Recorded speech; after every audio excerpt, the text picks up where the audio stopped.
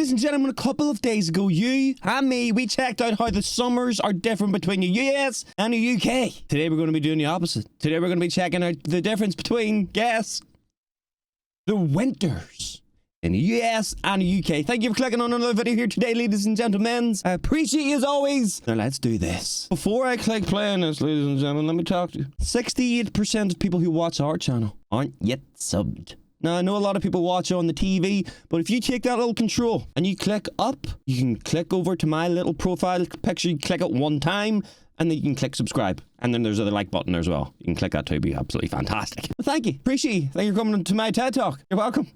Hi, Lawrence. Well, now, I can't quite remember, but it's very possible that I've talked about British and American winters before. But when I talk about American winters, I very often focus on those of the Midwest. Because that's where I live. But I was reading the other day that America has places outside of Illinois. And in that moment, it occurred to me that the winters that I endure here in Chicago are not, in fact, the reality for millions of Americans. This is a massive country. How big? About the size of 40 UKs.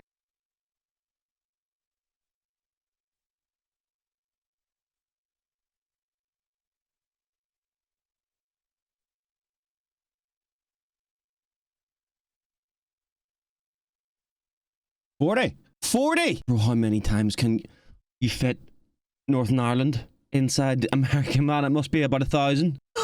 So, of course, it stands to reason that with all of that latitude, there's just going to be a greater variety of winter weather across the entire country. And because I may have given a false impression to my British viewers that the whole of America is one big tundra, I wanted to look at that variety and how it compares with Britain. Okay. You know, I've lived in the north of England, I've lived in the south of England, I've lived in Indiana, and I've lived in Illinois. And in each of those cases, there's a favourite pastime among the people at the very moment that we change the clocks ahead of the looming winter. And that's when people say, "Ooh, I can't believe how early it gets dark these days." That was my best impression of a Hoosier. And something I've learned between living in all of those places is that it all comes down to perspective. What do I mean by that? Well, everybody is saying the same thing. And yet, from place to place, there are wild differences in when the sun actually sets. To see what I mean by this, let's take a look at the shortest day of last year, December 21st. On December 21st, the Orkney Islands off the north coast of Scotland experienced a sunset at Austin 3:16 p.m. But that's not that far off as to what we get in Northern Ireland, man. Yeah, it'll be pitch black for 4 p.m. Easy. For me, growing up in England, that's extreme. As far as the United Kingdom goes, the Orkney Islands are far north. But even so, in my hometown of Grimsby, it would get dark about 40 minutes earlier than it does here in Chicago. And then, of course, you have the east to west difference. So, for example, in the southwest of Britain, the sun sets about half an hour later than it does in Dover in the southeast. Luckily, that kind of thing is relatively easy to follow in Britain because it's all on one time zone. The United States, meanwhile, operates on 6. And this 6? That is flipping. I don't think I'll ever be able to wrap my head around that. Pacific. So from Pacific at 3 p.m. when it's Pacific, it's 6 p.m. over in New York. When it's 3 p.m. in San Francisco, it's 6 p.m. in Washington. That's like, I can almost understand Hawaii because it's a different island inside the middle of the fucking ocean. But this is the same piece of land and the same country. This has been very confusing for me because I've lived at the eastern side of the central time zone and the western side of the eastern time zone. And so on December 21st in Chicago, the sun completely set at 4:23. But in Indianapolis, where I previously lived, it set at 5:23. And you might be thinking, well, that makes sense. For every time zone from west to east, you add on an hour. But when it comes to sunsets and science, it's not that easy. If it was, Philadelphia wouldn't have got dark at 4:39. And this can be found across 6 different time zones. So if you're the sort of person who's looking to move to America, but you hate it when it gets dark early, pro tip, move to the westernmost point of any time zone. Of course, there are major caveats to that. If you're one of the millions of people who's got your heart set on the tropical paradise that is Barrow, Alaska, you might be interested to learn about its December 21st sunset. It didn't have one. The town has been enveloped in darkness since my birthday. That was 2 months ago. Of course, much of Alaska is also an incredibly cold. What? Has Alaska been dark for 2 months? The town has been enveloped in darkness since my birthday. That was 2 months ago. 60 of course, days. Much of Alaska is also an incredibly cold place. Why but is not everywhere can say the same thing. You know, when I was younger, I couldn't really imagine saying this, but I sort of miss British winters. By Chicago standards, they're not that bad. So let's take the month of I was going to say, no, you don't, but you probably do because this is about to go wild. January as our example. Some of the lowest temperature averages you'll find in Britain are in the Scottish Highlands. And in the Scottish Highlands, in the month of January, cold as shit up there, bro. The average is about -1 degree Celsius. There you go, freezing. For completists and my American audience, that's about 30 degrees Fahrenheit. Of course, as with all of these averages, it can be colder or warmer on given days, but that's the January average. Down in Cornwall, in the southwest of England, you're looking at about 43 degrees Fahrenheit. And so in January, not Britain, bad. on the whole, averages between those two numbers. That's not very, America, that's not just a lot. like the land itself, those temperature ranges are so much bigger. I can imagine. So in Chicago, the January average is about 25 degrees. And for my British viewers, that's roughly -4 Celsius. Oh my God, I need to listen to that again.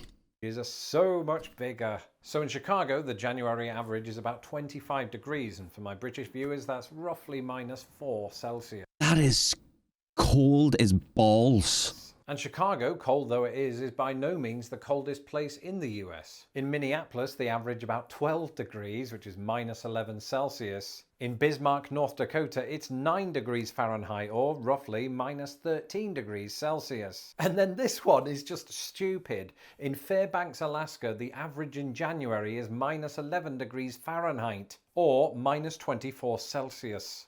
How do people live there? I don't get it. How do you stroll to the store in -20? I know you're going to say you don't. What if I need to do something and it's -24 outside? I will take one deep breath and I will turn into a nice lolly. That's just that's a bit cold, isn't it? Like there's cold and then there's cold. I feel like that one falls into the latter. -24. I don't even, how could you, what? That's one of those things where you pour water out of a bottle and it would just turn straight to ice, wouldn't it?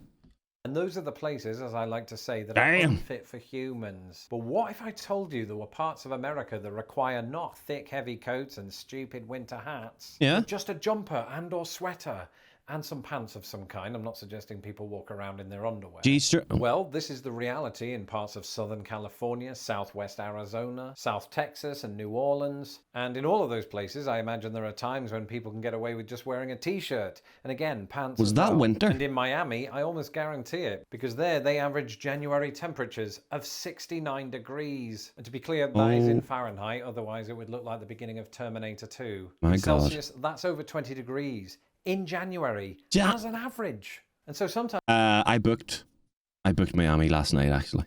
Obviously going to Orlando next month, and I decided to go and book Miami for a night. So we're going to get the train down in the morning, stay a night, and then head back late the next evening. Exciting! Very excited! sometimes it'll go above that and people presumably head to the beaches. And while I'm on the verge of getting envious, I just then remember I don't like people. So the winter beaches here in Chicago are more my style.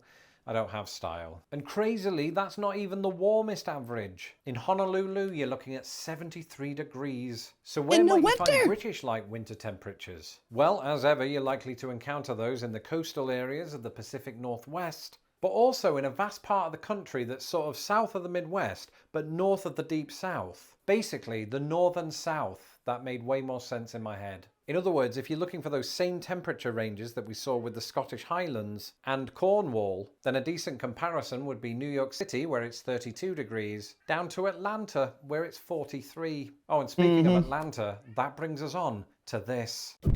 Damn. One of the most prominent features of winter, of course, is snow. And you might be thinking, what relationship does Atlanta have with snow? More on that in a minute. But Britain, where I'm from, does get snow. Not really. Usually, and disappointingly, not quite enough snow to make a snowman. No, though there never. have definitely been exceptions over the years, especially in Scotland, where they see more than the UK average. But for the most part, it doesn't often get bad enough that you'll see somebody wearing this. Of course, in Chicago, where it snowed in fact today, it's absolutely crucial. But there are some places in the US, including upstate New York, that get even more snow than Chicago.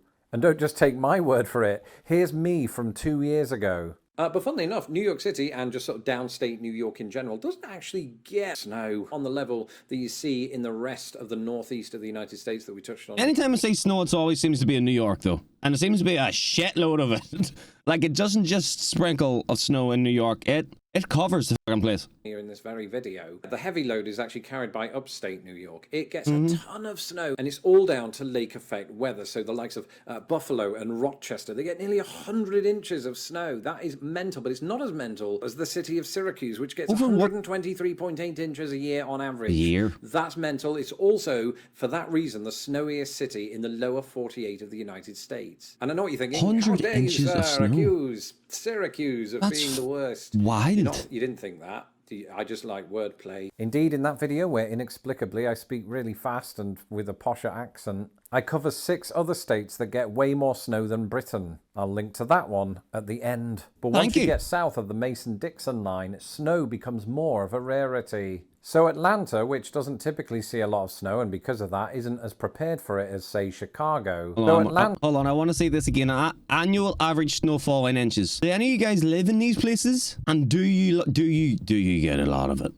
Let me know. More of a rarity. So Atlanta, which doesn't typically see a lot of snow and because of that isn't as prepared for it as, say, Chicago, closed schools and declared a state of emergency amid 4 inches of snow and temperatures that were in the 20s. Jesus. Remember, temperatures like that are extremely low for Atlanta, which in January on average is about 15 to 20 degrees warmer than Chicago. But it ain't got nothing on Miami, where snow is incredibly rare. Miami has issued 0 reports of snow flurries since 1977. What? Star Wars hadn't come out yet, Charlie Chaplin was still alive, and John Cena wasn't yet. Other honourable mentions among the low snow brigade include the Deep South. It hasn't snowed in Miami since 1979.